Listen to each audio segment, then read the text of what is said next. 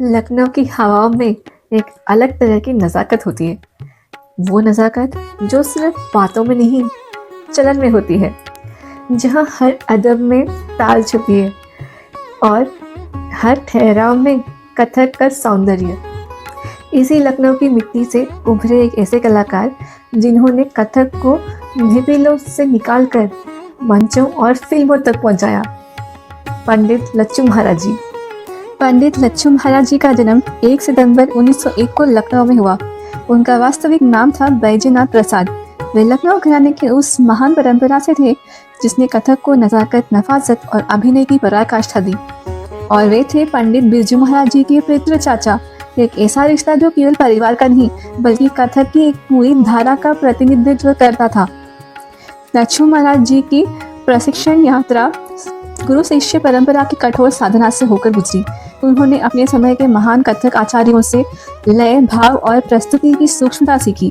उनकी कला की पहचान थी ठहराव में प्रभाव, गति में शालीनता और अभिनय में तहजीब। जहाँ कई कलाकार कथक को केवल तकनीकी प्रदर्शन बना देते थे, वहीं लच्छू महाराज जी के लिए कथक एक संवाद था, शब्दों से नहीं भावों से। उनका नृत्य आंखों से बोलता था, हाथों से समझता था और पाँवों से इतिहास लिखता था।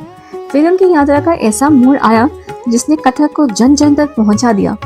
उन्होंने मुंबई का रुख लिया और वहां कथक को मिला एक नया मंच, हिंदी सिनेमा। लच्छू महाराज जी ने फिल्मों में कथक की प्रस्तुति को सिर्फ नृत्य नहीं रहने दिया, उसमें गरिमा, शुद्धता और शास्त्रीय अनुशासन बनाए रखा। उनका योगदान उन फिल्मों में अमर हो गया जो भारतीय सिनेमा का इतिहास मानी जाती है, जैसे मुगले आजम और पाकीज़ा, जहां उनकी कोरियोग्राफी आज भी दर्शकों को मंत्रमुग्ध करती है। और यहीं से कथक उन घरों तक पहुंचा जहां पहले लोग उसका नाम तक नहीं जानते थे।